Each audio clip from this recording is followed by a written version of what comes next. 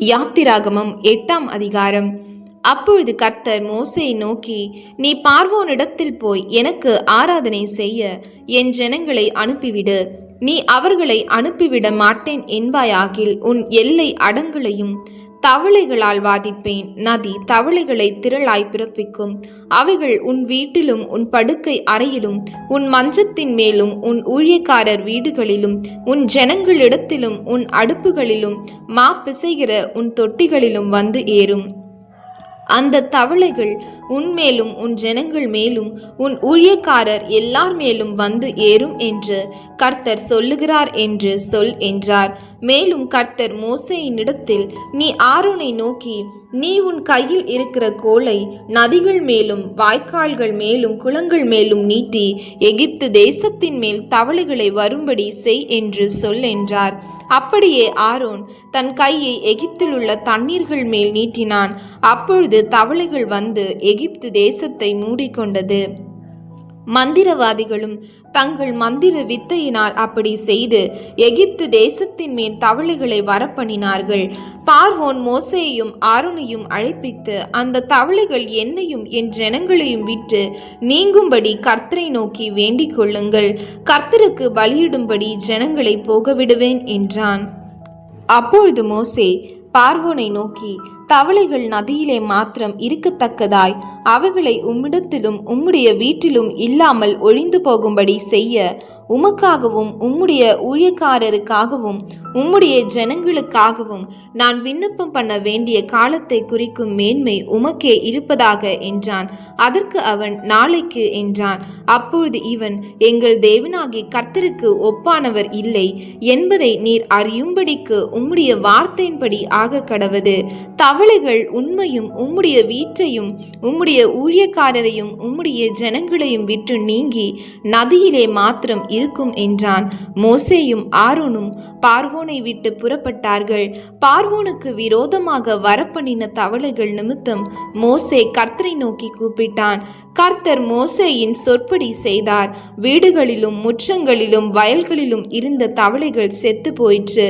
அவைகளை குவியல் குவியலாக சேர்த்தார்கள். அதனால் பூமி எங்கும் நாற்றம் எடுத்தது. லகுவுண்டாயிற்றென்று பார்வோன் கண்டபோதோ தன் இருதயத்தை கடினப்படுத்தி அவர்களுக்கு செவிகொடாமற் போனான். கர்த்தர் சொல்லியிருந்தபடி ஆயிற்று. அப்பொழுது கர்த்தர் மோசேயினிடத்தில், நீ ஆரோனை நோக்கி உன் கோலை நீட்டி பூமியின் புழுதியின் மேல் அடி. அப்பொழுது அது எகிப்து தேசமெங்கும் பேன்களாய்ப்போம் என்று சொல் என்றார். அப்படியே செய்தார்கள். ஆரோன் தன் கையில் இருந்த தன் கோலை நீட்டி பூமியின் புழுதியின் மேல் அடித்தான். அப்பொழுது அது மனிதர் மேலும் மிருக ஜீவன்கள் மேலும் பேன்களாய் எகிப்து தேசமெங்கும் பூமியின் புழுதி எல்லாம் பேன்களாயிற்று. மந்திரவாதிகளும் தங்கள் மந்திர வித்தையினால் பேன்களை பிறப்பிக்கும்படி பிரயத்தனம் செய்தார்கள். செய்தும் அவர்களால் கூடாமற் போயிற்று. பேன்கள் மனிதர் மேலும் மிருக ஜீவன்கள் மேலும் இருந்தது. அப்பொழுது மந்திரவாதிகள் பார்வோனை நோக்கி, இது தேவனுடைய விரல் என்றார்கள். ஆனாலும் கர்த்தர் சொல்லியிருந்தபடி பார்வோனுடைய இருதயம் கடினப்பட்டது. அவர்களுக்கு செவிகொடாமற் போனான். அப்பொழுது கர்த்தர் மோசேயை நோக்கி, நாளை அதிகாலமே நீ எழுந்து போய் பார்வோன் நதிக்கு புறப்பட்டு வரும்போது அவனுக்கு முன்பாக நின்று எனக்கு ஆராதனை செய்யும்படி என் ஜனங்களை போகவிடு. என் ஜனங்களை போகவிடாயாகில் நான் உன்மேலும் உன் ஊழியக்காரர் மேலும் உன் ஜனங்கள் மேலும் உன் வீடுகள் மேலும் பலவித வண்டுகளை அனுப்புவேன். எகிப்தியர் வீடுகளும் அவர்கள் இருக்கிற தேசமும் அந்த வண்டுகளால் நிறையும். பூமியின் நடுவில் நானே கர்த்தர் என்பதை நீ அறியும்படி என் ஜனங்கள் இருக்கிற கோசேன் நாட்டில் அந்நாளிலே வண்டுகள் வராதபடிக்கு அந்த நாட்டை விசேஷப்படுத்தி என் ஜனங்களுக்கும் உன் ஜனங்களுக்கும் வித்தியாசம் உண்டாகும்படி செய்வேன்.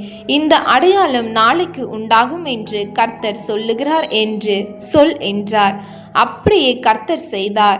மகா திரளான வண்டு ஜாதிகள் பார்வோன் வீட்டிலும் அவன் ஊழியக்காரர் வீடுகளிலும் எகிப்து தேசம் முழுவதிலும் வந்தது. வண்டுகளினாலே தேசம் கெட்டு போயிற்று.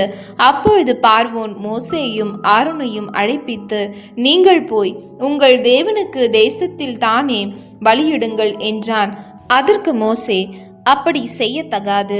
எங்கள் தேவனாகிய கர்த்தருக்கு நாங்கள் எகிப்தியருடைய அருவருப்பை பலியிடுகிறதா இருக்குமே, எகிப்தியருடைய அருவருப்பை நாங்கள் அவர்கள் கண்களுக்கு முன்பாக பலியிட்டால் எங்களை கல்லறிவார்கள் அல்லவா?